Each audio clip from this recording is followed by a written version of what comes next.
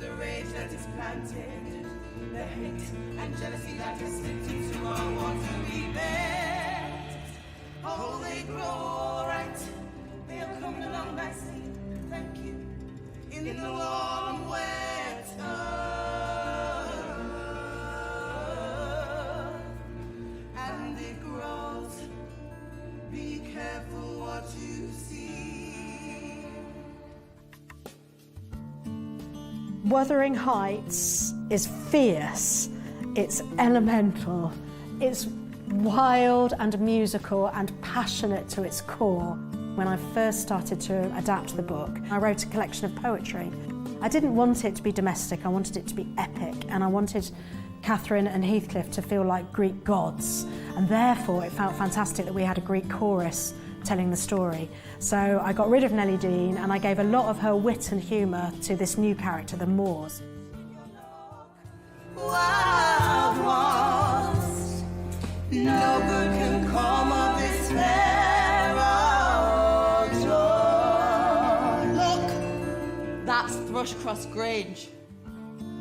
I was also really inspired and moved and angry about what was happening in the Calais jungle at the time, and watching politicians argue about how many children we would give safe passage to. And that was when I had the revelation that Heathcliff was an unaccompanied refugee child. He was found at the Liverpool docks. He was speaking a different language. Nobody knew where he came from.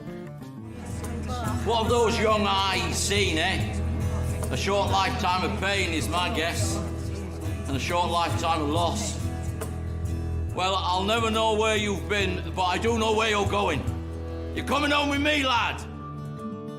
It's not the teenage Emma Rice that's made this show, it's the adult, angry Emma Rice, and that's at the heart of the chorus, and that's where I wrote Be Careful What You Seed. They say be careful because everything creates a response.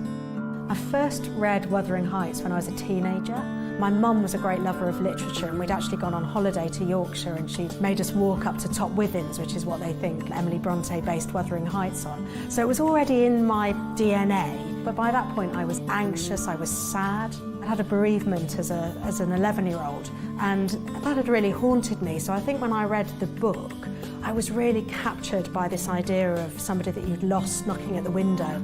I think there's something so emotional about Wuthering Heights. There is romance, there's pure romance really, with young Cathy and Hareton. Cathy and Heathcliff, I mean, they have a bond that is sort of beyond romantic.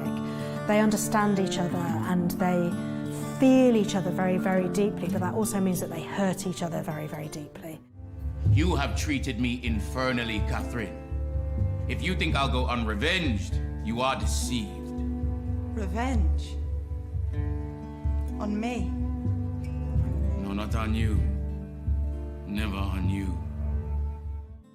I want the audience to go home with a renewed sense of empathy. How do we find the life force? How do we keep putting one foot in front of the other? And how do we really fight to find the hope? It's been the most fantastic company, and we've found our own hope, and we've found our own romance. We've made music together, we've danced together, we've actually made a show together, and it's funny, I feel like I'm reaching through history and holding Emily Bronte's hand and saying, you know, we can still do this, and yes, there's rage, and yes, there's upset, but there's something to look forward to as well.